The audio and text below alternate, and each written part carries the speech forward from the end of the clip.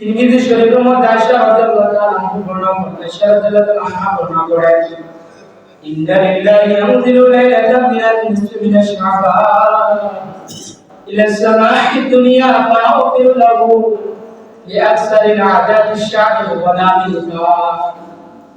আমরা আয়েশা সিদ্দিকা রাদিয়াল্লাহু আনহা বর্ণনা করেন, ইমাম তিরমিজি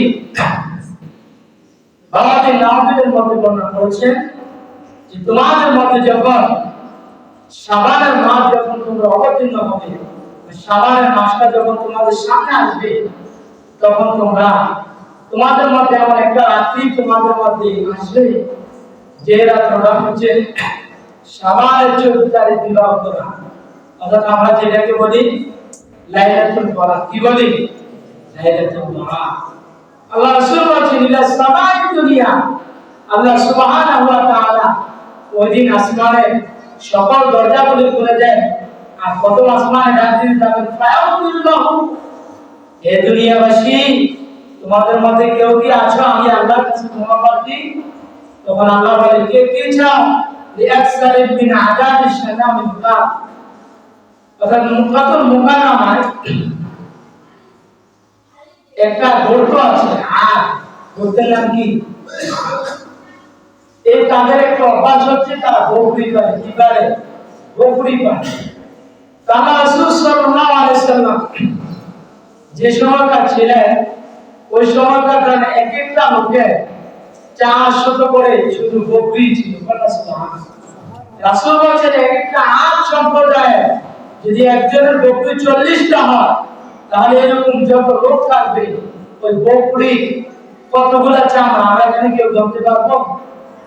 অসংখ্য চামড়া, এত হাজার অগণিত চামড়া। রাসূল বলছেন বকরির চামড়া যত ঘন, এর চাইতেও বেশি পাতিতাবি বান্দাকে আমি আল্লাহ তাআলা ওই রাতে ক্ষমা করে দেবেন। সুবহানাল্লাহ।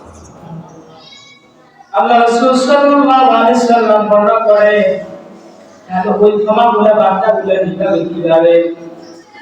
হযরত আলী রাদিয়াল্লাহু আনহু বর্ণনা করেন, ইযা কানাতিল লাইলাতুন নিসফি মিনাশ শাবান ফাকুমু লাইলাহা ওয়া সুমু ইয়াওমাহা ফাইন্নাল্লাহা তাআলা ইয়ানজিলু লিগুরুবিশ শামসি ইলাস সামা। আল্লাহ রাসূল বলেন যে ওই সকল ব্যক্তিগুলোকে তোমরা কিভাবে ক্ষমা নিবা? ক্ষমার দৃষ্টান্ত আল্লাহ রাসূল শিখাচ্ছেন যে তোমরা ওই সময়গুলো ফাকুমু লাইলাহা, রাতটা ভেবে তোমরা নামাজের মধ্যে, নামাজ জিকিরের মধ্যে তোমরা কাটায় দেবো না। সুবহানাল্লাহ। উমুলাইলাহা মানে দাঁড়িয়ে দাঁড়িয়ে সালাতের মাধ্যমে, কোরআন তেলাওয়াতের মাধ্যমে তোমরা এবং তোমাদের স্ত্রী যারা আছে সকলকে নিয়ে কাটিয়ে দাও। ওয়াসুমু ইয়াওমা, আর দিনের বেলা যদি তোমাদের রোজা রাখতে পারো তাহলে ফাইন্নাল্লাহা তাআলা, নিশ্চয় আল্লাহ কসম করেছেন, ইবনে আসে নিশ্চয়তা করার জন্য, যে নিশ্চয় অনেকে বলে আল্লাহর কসম আমি যেটা বলছি সত্য, এরকম আল্লাহ তাআলা বান্দাদেরকে নিশ্চিত করার জন্য বলেন ফাইন্নাল্লাহা তাআলা, নিশ্চয় আল্লাহ তাআলা ইয়ানজিলু বিল গুরুবিশ শাম, মাগরিবের পর থেকে সকাল পর্যন্ত শুভে সাদিক পর্যন্ত তোমাদের ইবাদত খানার দরজা যখন খোলা থাকবে, যে আসবে সে যদি আল্লাহর কাছে তাকে আমরা সেটাই দেব। সুবহানাল্লাহ। فيقول لا من مستغفرا فاغفر على مستغفرا। আপনাদের মাথা তার তাকদীরের মধ্যে যে সেই ব্যক্তি যদি আল্লাহর কাছে চায়, তার যদি কোনো বাক্যের যদি খারাপও থাকে, তার গত বছর থেকে এবছর বরাত থেকে আগামী বছর বরাত পর্যন্ত কতজন মানুষ মারা যাবে এবং কতজন মানুষ নতুন নবজাত মেহমান যারা দুনিয়াতে আসবে, সকল কিছু ওই রাতে লিপিবদ্ধ করা হবে।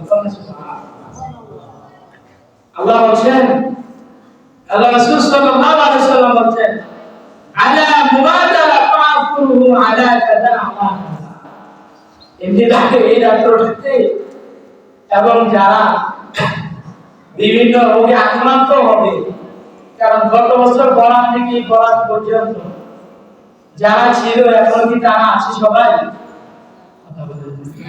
যারা কিছু বৃদ্ধ, অর্থাৎ যারা যুবক ছিল তারা বৃদ্ধর দিকে 1 বছর চলে গেছে, যারা কিছু বৃদ্ধ ছিল তারা আরো কিছু বৃদ্ধ তার বৃদ্ধ প্রান্তে চলে গেছে, যারা ছোট তারা হালকা বড় হয়েছে, কিন্তু মৃত্যুর দরজাটা আগে বুঝে আল্লাহ রাসূল বলছেন ওই যে 1 বছর পর্যন্ত কার কি যত সমস্যাগুলো ঘটবে এই লাইলাতুল বরাতের দিন আমার নির্ধারণ হবে আগামী বছর। আল্লাহ রাসূল সাল্লাল্লাহু আলাইহি ওয়াসাল্লাম বলেন আলা মুওয়াক্কাল, মানুষ কি করবে এখন? মানুষের কাজ হচ্ছে তারা তাদের নিজেদের ভালো জিনিসগুলো আমার কাছে দরখাস্ত করে। কারণ দুনিয়ার মানুষ একবার যদি তার কাছে ভিখারি যায় একবার যায় ফিরে যায়, দুইবার গেলে দুইবার ফিরে যায়, তিনবার ফিরে যায়, কিন্তু 10 দরজায় যদি যাওয়ার পর এক দরজা হয়তো পায়। তো আল্লাহ বলছেন দুনিয়ার দরজা হচ্ছে 10টা দরজার পর একটা দরজার মধ্যে তার খোরাকটা নির্ধারণ হয়। আল্লাহ বলছেন বান্দার খোরাক আমি আল্লাহর কাছে একবার যদি তার দিলের নেফাক দূর করে, কি দূর করে? নেফাক দূর করতে আমাকে সাহায্য দিতে হবে। নেফাক দূর করা, হিংসা দূর করা, প্রতিহিংসা দূর করা যত কি কথা বলেন সালাম কি আর সালাম যদি আপনার মধ্যে বেশি থাকে নেফাক থাকবে না, আর নেফাক যদি না থাকে আমার মধ্যে প্রতিহিংসা তো হবে না। আর সেই আপনাদের যদি আল্লাহর কাছে একবার ডাকবেন সেইটাকে আল্লাহ দরবারে কবুল হবে। যারা অনেক মানুষ সন্তানের জন্য বিভিন্ন জায়গায় বিভিন্ন টাকা পয়সা অনেক কিছু লেনদেন করে, কিন্তু অবশেষে পায় অনেকে পায়, সবকিছু আল্লাহর পক্ষ থেকে আসে, কিন্তু ওই রাতটা হচ্ছে আল্লাহ তাআলার কাছে যত কিছু চায় আলা মুস্তাগফির লাহু ইয়াগফির লাহু, অর্থাৎ বান্দা দিলে যেটা চায় যদি সে তার দিলকে তার অন্তরকে যদি সঠিক রাখতে পারে, সঠিক ভাবে যদি একবার রাখতে বা 10 বার রাখতে, অবশ্যই আল্লাহ সেটা পূরণ করবে। তারপর আল্লাহ রাসূল সাল্লাল্লাহু আলাইহি সাল্লাম আম্মা আয়েশা সিদ্দিকা তিরমিজি শরীফ ও দাওয়া করে ইমাম তিরমিজি দাওয়া করেছেন عن عائشة رضي الله تعالى عنها قالت قال رسول الله صلى الله عليه وسلم من صام 3 أيام من شعبان بعثه الله يوم القيامة على نحو من نور الجنة قلنا سبحان الله।